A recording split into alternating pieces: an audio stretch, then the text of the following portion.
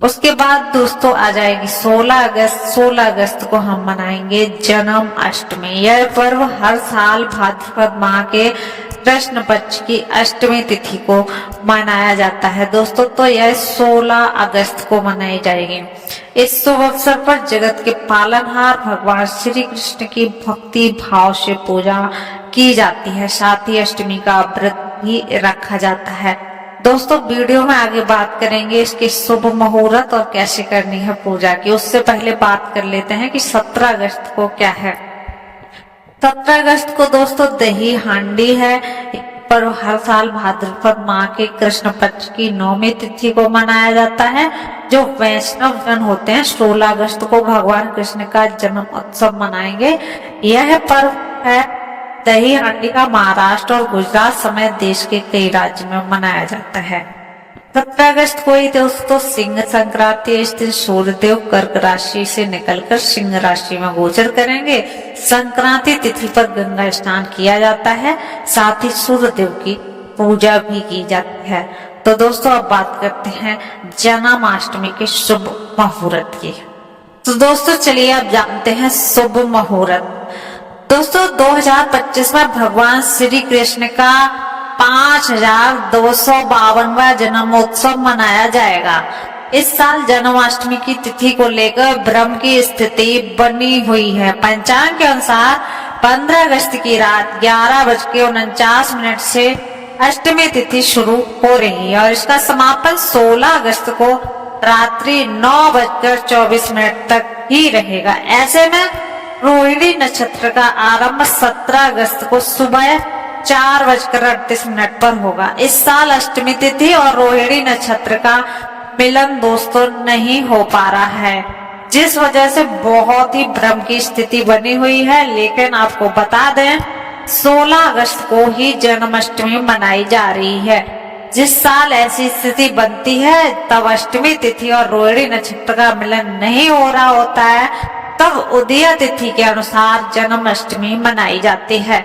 इस साल 16 अगस्त को ही जन्माष्टमी मनाना उचित रहेगा। अब करते हैं मुहूर्त की। पूजा का समय 12:04 से 12:47 तक रहेगा।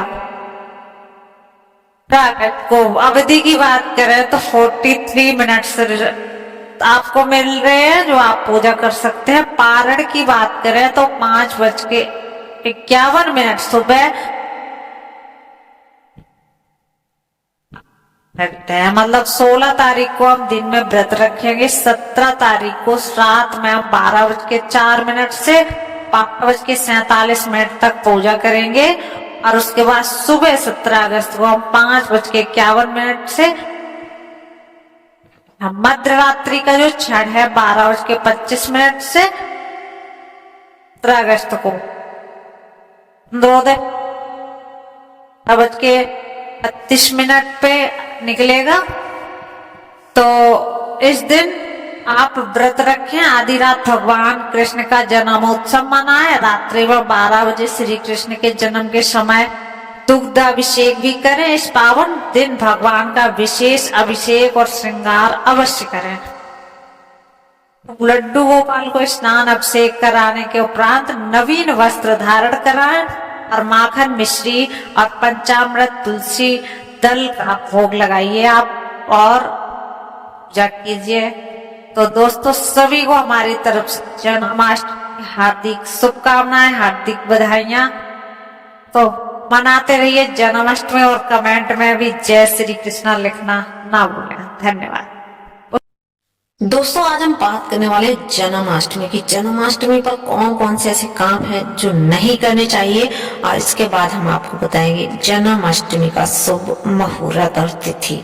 तो चलिए दोस्तों वीडियो करते हैं शुरू। सबसे पहले आपको बताते हैं कोई भी व्रत हो दोस्तों, आपको कोई भी व्रत हो, कोई भी पूजा हो, आप अपने घर में मांस मदिरा का सेवन बिल्कुल ना करें।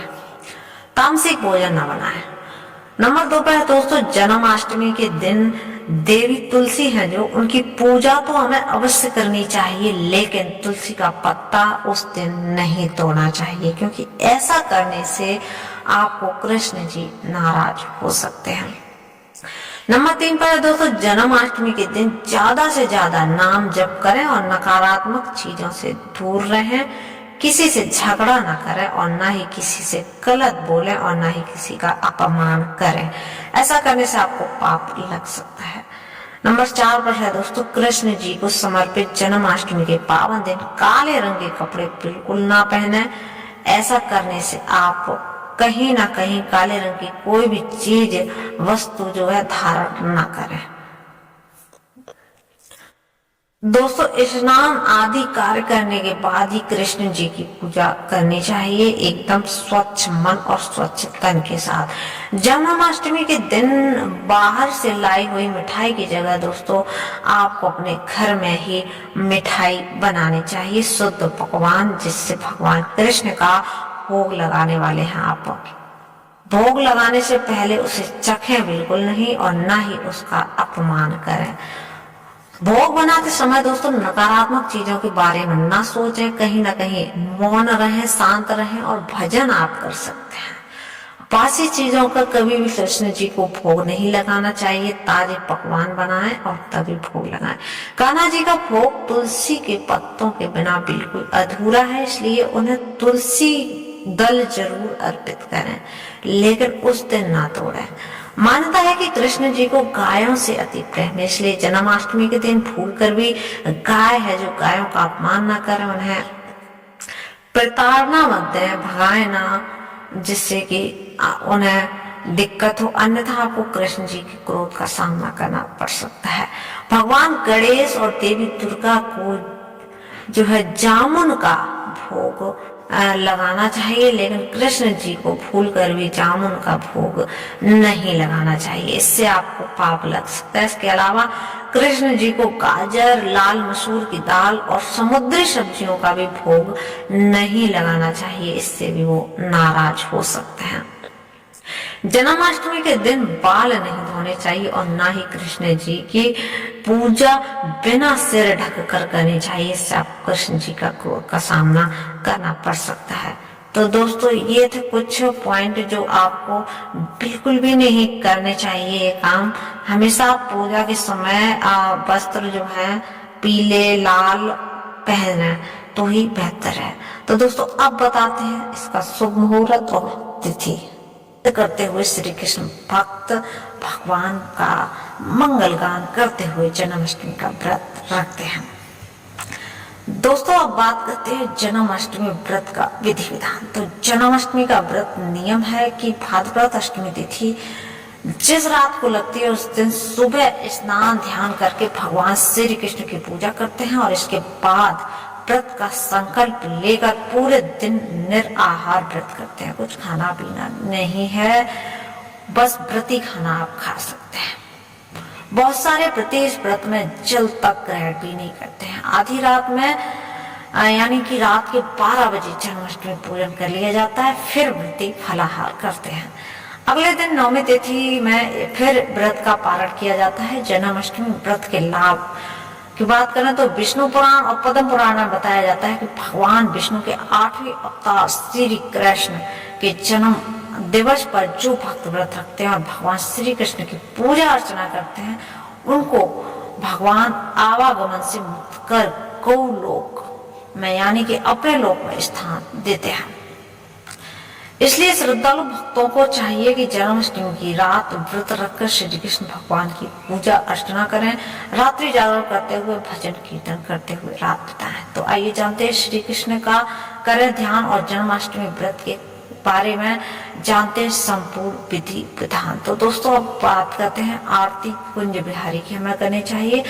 आरती आपको दिख रही होगी स्क्रीन पे, आरती कुंज बिहारी की श्री गिरधर कृष्ण मुरारी की। तो आप आरती कर लीजिए और अब बात करते हैं कि जन्माष्टमी की अगर आप शुभकामनाएं देते हैं तो कैसे कैसे दे सकते हैं। आपको और आपके परिवार को जन्माष्टमी की ढेरों शुभकामनाएं। भगवान श्री कृष्ण की कृपा से आपका जीवन सदा खुशहाल और मंगलमय रहे। आप ये भी लिख सकते हैं जन्माष्टमी के इस पावन अवसर पर भगवान श्री कृष्ण आपकी सारी मनोकामनाएं पूरी करें और आपके जीवन को आनंद और समृद्धि से भर दें। तो दोस्तों ऐसे कुछ आप कर सकते हैं, लोगों को दे सकते हैं बधाइयाँ। अब बात करते हैं दोस्तों, अगर जन्माष्टमी पर सजावट करने वाले हैं तो क्या क्या कर सकते हैं। तो दोस्तों आप बांसुरी और मोर पंख से सजावट कर सकते हैं। भगवान श्री कृष्ण की बांसुरी और मोरपंख बहुत ही प्रिय प्रतीक हैं। आप बांसुरी और मोरपंख का उपयोग करके दीवारों, दरवाजों और मंदिर के पास सजावट कर सकते हैं। बांसुरी को रंगीन रिबन से सजाकर दीवार पर लटकाएं और मोरपंख को बांसुरी के साथ जोड़ दें। और नंबर 2 पर दोस्तों फूलों की माला और रंगोली भी आप बना सकते हैं। घर के मुख्य द्वार पर फूल स्थान और भगवान कृष्ण की मूर्ति के चारों ओर आप लाल फूलों की माला बनाइए। दरवाजे पर आप बंधन लगाइए। इसके अलावा रंगोली से घर के प्रवेश द्वार, पूजा या स्थान को सजाइए। आज अपने रंगीन चावल या फूलों की पंखुड़ियां का भी उपयोग कर सकते हैं। और दोस्तों आप सजा सकते हैं मिट्टी के दिए जो होते हैं, मिट्टी के दिए से भी आप सजा सकते हैं। तेल के घी और मिट्टी के दियों में आप रंग ले उन्हें और घर के चारों ओर पूजा स्थल पर रखें। दीपों में तेल भरकर उन्हें सजाएं। इससे एक पारंपरिक और बहुत ही पवित्र वातावरण आपको मिलने वाला है। ऐसे सजाने से आपका घर अच्छा तो दिखते ही साथ में पॉजिटिव एनर्जी भी आती है दोस्तों। और आपको कृष्ण लीला की झांकी भी दिखा सकते हैं। घर के कोने में छोटी सी झांकी बनाइए जिससे कृष्ण लीला की कहानियों को आप दर्शाइए। कलर कीजिए, पेंट कीजिए या फिर कुछ ऐसा